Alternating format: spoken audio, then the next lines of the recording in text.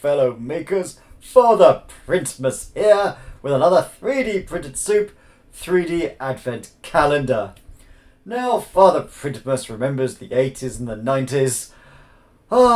Getting mushrooms from Italian plumbers, running around and jumping on imaginary turtles and saving a princess from disaster. I also played a lot of computer games as well.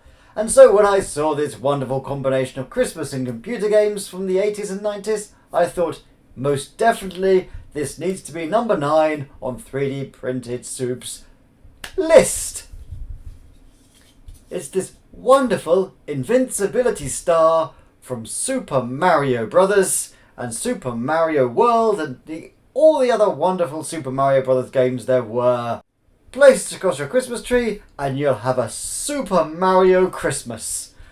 This was made by this fine maker here and it can be printed on any size. I printed it at about 2 inches by 2 inches, but you can go anything up to 8, making a huge colossal star to put on top of your Christmas tree or whatever Christmas decoration you choose to have in your house.